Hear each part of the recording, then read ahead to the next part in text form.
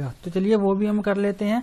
हम एक form create करेंगे जिसमें यूजर अपना जो ब्लॉग है उसका जो डेटा है वो एंटर करेगा, और जब वहां से वो सबमिट पे क्लिक करेगा तो उसका जो ब्लॉग है वो डेटाबेस में सेव हो जाएगा। चलिए यहाँ पे एक और टेम्पलेट क्रिएट कर लेते हैं। हम टेम्पलेट का नेम हम रखेंगे blog.html। ठीक है, यहाँ पे हम लिखेंगे blog.html, और जो ये हमारी टेम्पलेट होगी ये भी क्या करेगी, हमारे मेन जो हमारा मेन है इसको,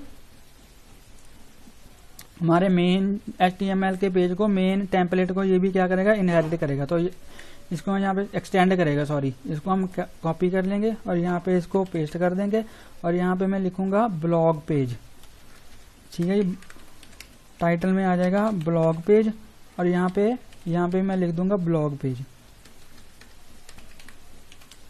यहाँ पे हमारा टेम्पलेट क्रिएट हो चुका है। अब हम यहाँ पे जाएंगे अपने index.html में, और यहाँ पे हमने जो URL क्रिएट किया blog पोस्ट, उसको हम यहाँ पे क्रिएट करेंगे।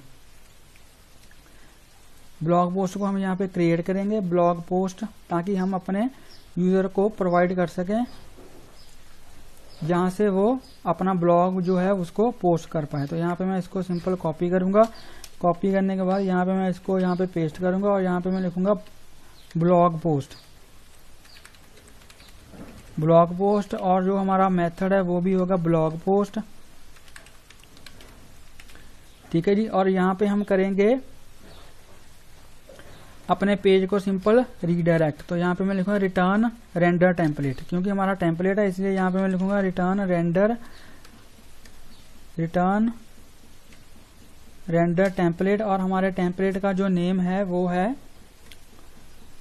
blog.html। तो यहाँ पे मैं लिखूंगा blog.html। ठीक है जी, तो चलिए इसको देखते हैं। जब हम अपने बटन पे क्लिक करते हैं तो हमारा जो ब्लॉग पेज है वो डिस्प्ले होता है या नहीं होता। हमने सिंपल एक रॉ से पेज को ही डिजाइन किया है, अभी हमने प्रॉपर फॉर्म को डिजाइन नहीं किया है। ठीक है जी, तो यहाँ पे मैं करूंगा इसको रिफ्रेश, और जैसे ही सबसे पहले हमें क्या करना होगा, यूजर को लॉग इन करवाना पड़ेगा। तो यहाँ पे मैं लिखूंगा मोहित शर्मा। ठीक है जी, यहाँ पे मैं लिखूंगा मोहित शर्मा।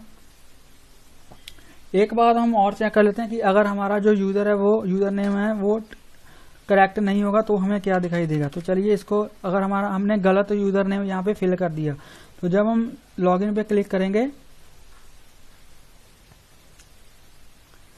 तो ये कि हमें ये मैसेज मिला इनवैलिड क्रेडेंशियल्स, लेकिन हमें यहाँ पे कोई हमारा जो कलर है, मैसेज का जो कलर है वो डिस्प्ले नहीं हो रहा। तो चलिए इसकी प्रॉब्लम देख लेते हैं, ये क्यों नहीं डिस्प्ले हो रहा। हमने यहाँ पे, हमें क्या करना पड़ेगा, हमने यहाँ पे एरर लिखा है, तो एरर की जगह पे मुझे यहाँ पे डेंजर लिखना पड़ेगा।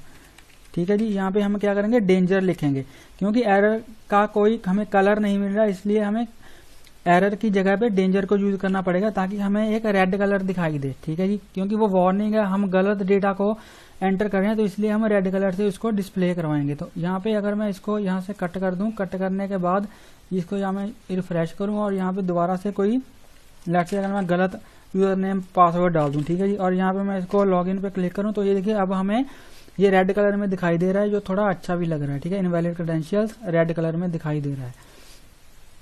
तो अब हम क्या करेंगे, यहाँ पे लिखेंगे सही यूजर को हम यहाँ पे लॉगिन करवाएंगे, और यहाँ पे लिखूंगा मैं इसका पासवर्ड 1234। यहाँ पे लॉगिन पे क्लिक करूंगा तो हमारा जो यूजर है वो लॉगिन हो चुका है, और जैसे ही मैं यहाँ पे ब्लॉग पोस्ट पे क्लिक करूंगा तो ये देखिए हमारा ब्लॉग पेज यहाँ पे आ चुका है। अब हम क्या करेंगे, यहाँ पे एक फॉर्म को क्रिएट करेंगे जिसमें यूजर ब्लॉग का टाइटल, उसका कॉन्टेंट और ऑथर को एंटर कर पाएगा, और हम यहाँ पे जो डेट है वो सिस्टम की ऑटोमेटिकली ही डेट हम इंसर्ट करवाएंगे। तो चलिए सबसे पहले क्या करते हैं, हम यहाँ पे एक फॉर्म को क्रिएट करते हैं।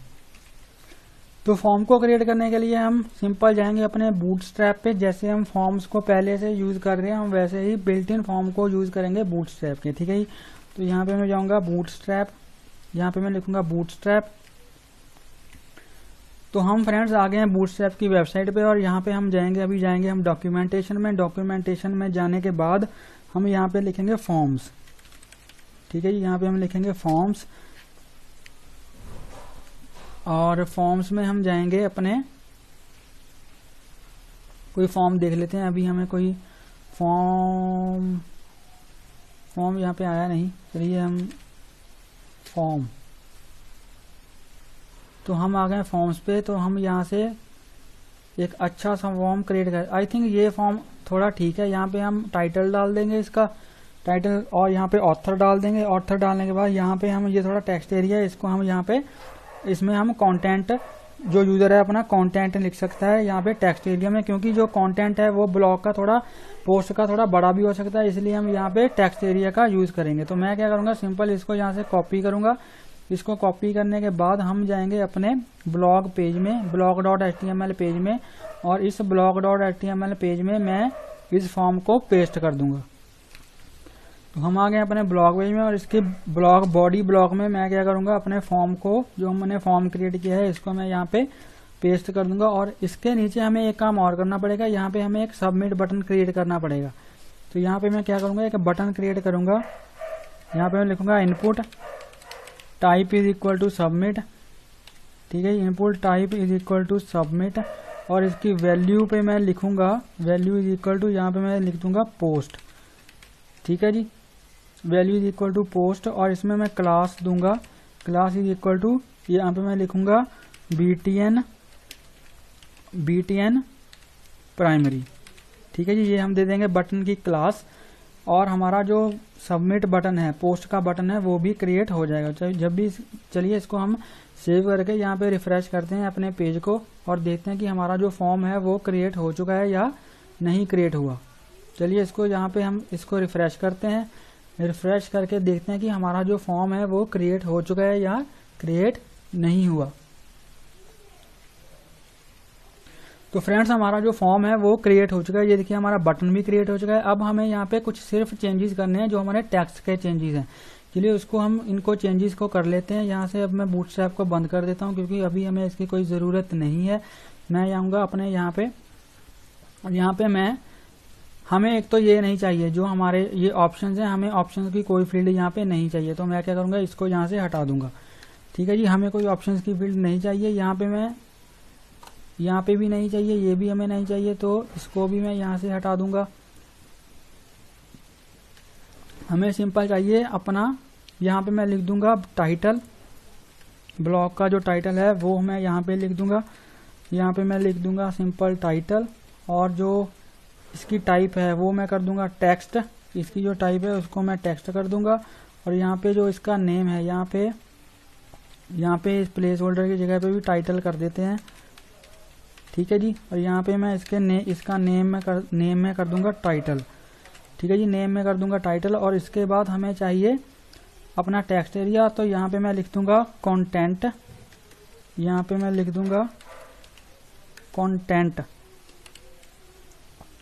ठीक है जी, यहाँ पे हमने कंटेंट कर दिया। इसका जो प्लेस होल्डर इसका आई थिंक नहीं है, तो और यहाँ पे हमारा कंटेंट भी आ चुका है। कंटेंट के बाद चलिए देख लेते हैं कि हमें और क्या क्या चाहिए अपने फॉर्म में। इसको सबसे पहले रिफ्रेश करके, ये टाइटल आ गया, ये कंटेंट आ गया, एक हमें यहाँ पे ऑथर की ऑप्शन भी देनी है। तो यहाँ पे मैं इसको ही सिंपल कॉपी कर लूंगा। इसको कॉपी करने के बाद यहाँ पे मैं इसको कर दूंगा पेस्ट, और यहाँ पे मैं कर दूंगा ऑथर। यहाँ पे मैं इसको लिख दूंगा ऑथर। ठीक है जी, इसका नेम भी हम क्या कर देंगे, ऑथर कर देंगे। इसका नेम भी कर देंगे ऑथर, और प्लेस होल्डर में भी कर देंगे ऑथर। ठीक है जी, और यहाँ पे भी हमें टेक्स्ट एरिया का भी नेम देना पड़ेगा। तो इसका नेम मैं कर दूंगा यहाँ पे कंटेंट। ठीक है जी, इसका नेम भी मैंने कर दिया कंटेंट। तो चलिए अब इसको सेव करके देख लेते हैं कि हमारा जो फॉर्म है वो क्रिएट हो चुका है। ये देखिए हमारा जो फॉर्म है वो क्रिएट हो चुका है। ठीक है जी, अब हम यहाँ पे सब क्या करेंगे, अब हम करेंगे एक मॉडल को क्रिएट, अपनी app.py फाइल में एक मॉडल को क्रिएट करेंगे, जिसमें हम अपने ब्लॉग्स को सेव करवा सकते हैं। ठीक है जी, तो चलिए देखते हैं कि कैसे हम अपने मॉडल को क्रिएट करेंगे। ब्लॉग पोस्ट मॉडल को हम क्रिएट करते हैं।